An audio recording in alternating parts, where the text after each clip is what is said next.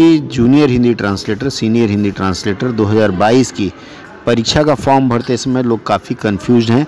किसी को अपना रोल नंबर लेकर के, किसी को फ़ोटोग्राफ पर डेट लिखा हो या ना हो, और किसी को कन्फ्यूज़न है अपने मीडियम ऑफ इंस्ट्रक्शन को लेकर के। आज के इस सत्र में मैं इन सब शंकाओं का समाधान करने जा रहा हूँ। अंत तक जुड़े रहें, अंत तक आपको सारी जानकारी मिल जाएगी। सबसे पहला कन्फ्यूजन उनको हो रहा है जो इग्नू से पढ़े हैं। रोल नंबर में आपको अपना इनरोलमेंट नंबर लिखना है, चाहे पीजीडीटी का हो चाहे एमए का हो, वही लिख दीजिए, आपका काम हो जाएगा। ये देखिए एसएससी के लॉगिन में, एसएससी के पोर्टल में मैं लॉगिन किया हूँ और ये यहाँ दिखा रहा है junior Hindi translator, senior Hindi translator परीक्षा, इसका हमको फॉर्म भरना है। अब हम इसमें आगे बढ़ेंगे और इसमें आगे बढ़ते हुए नीचे यहाँ देखिए आपको विकल्प दिखा हुआ है, पेमेंट वगैरह सब कुछ है। तो आपको करना क्या है, एप्लीकेशन ऑनलाइन अप्लाई करना है। यहाँ ये देखिए अप्लाई का जो बटन है, मैं यहाँ क्लिक करूँगा और अप्लाई करना शुरू कर देता हूँ। ये देखिए अब इसमें मैंने भरना शुरू कर दिया है। देखिए 3 सेंटर आपको चुनना है आपके राज्य में। ये देखिए मैंने 3 सेंटर चुन लिया। अब हम ये क्वालिफ़िकेशन डिटेल में देखिए हाईएस्ट क्वालिफ़िकेशन सेलेक्ट करना है। ये मैंने क्लिक किया। यहाँ देखिए दिखा रहा है MBA, MCA, MSc, MTech, ME, LLM, जो आपका हाईएस्ट है। जैसे मान लीजिए मेरा हाईएस्ट है MA, तो मैं MA सेलेक्ट करूँगा। उसके बाद आता है ग्रेजुएशन में क्या है। यहाँ आपको यूनिवर्सिटी, नेचर ऑफ डिग्री, क्या डिग्री है, रोल नंबर, सब्जेक्ट, किस साल आप पास किए हैं, ईयर ऑफ पासिंग आपको डालना है। और उसके बाद यहाँ आता है मीडियम ऑफ एग्जामिनेशन। यहाँ 3 चीज़ें हैं, इंग्लिश, हिंदी और अदर्स।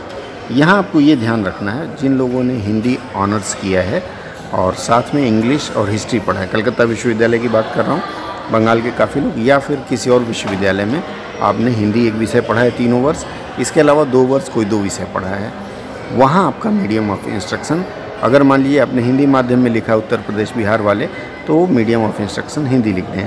पर बंगाल वाले जिन लोगों ने हिस्ट्री और इंग्लिश भी साथ साथ पढ़ी है, निश्चय ही उन लोगों ने अंग्रेजी माध्यम लिखा होगा, तो आप यहाँ मीडियम ऑफ इंस्ट्रक्शन इंग्लिश चुन लीजिए।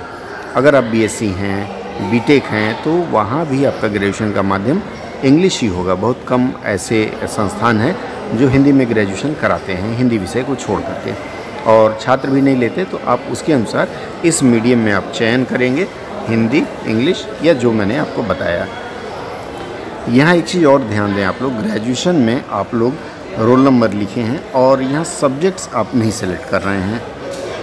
बहुत सारे हमारे कलकत्ता वासी हैं जो हिंदी ऑनर्स लिख के छोड़ दे रहे हैं। देखिए हिंदी ऑनर्स अकेले में एक सब्जेक्ट नहीं है, वो पाठ्यक्रम है, कोर्स है। आप वहाँ लिखिए हिंदी, हिस्ट्री, इंग्लिश या हिंदी, केमिस्ट्री या जो भी आपने पढ़ा है, वो तीनों विषय, चारों विषय डालिए। नहीं तो बाद में मान लीजिए अगर कोई असुविधा हो, फॉर्म रिजेक्ट हो, तो आपको कष्ट होगा।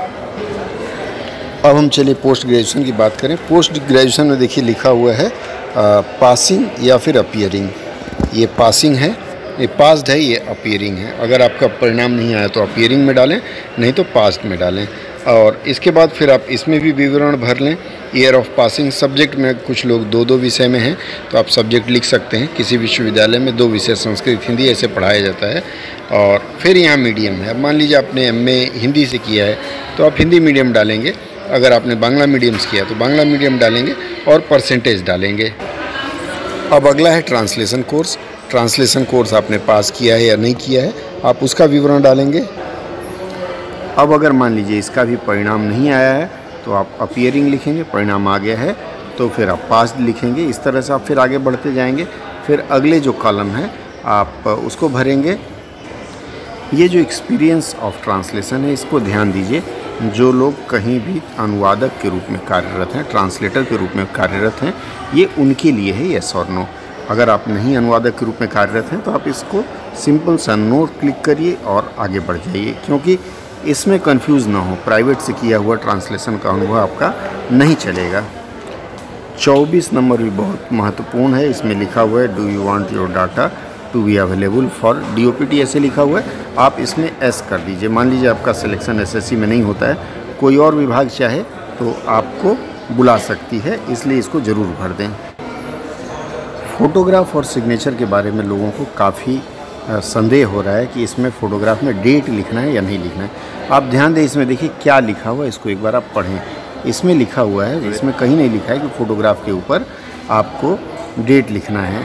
तो जब यहाँ पहले ही कह रहे हैं कि upload A photo taken on और आफ्टर, तो वैसा फ़ोटो डाल दीजिए। और यहाँ येस नो आपसे पूछा जा रहा है तो एस नो करके पीछा छुड़ाइए, लेकिन कंफ्यूज ना हो। अगर आपने अपलोड कर दिया है, डेट लिखा हुआ, तो भी दिक्कत नहीं है। यहाँ से अपलोड करें, उसी के अनुसार सिग्नेचर अपलोड करें, यहाँ येस नो क्लिक करें और आगे सबमिट कर दें।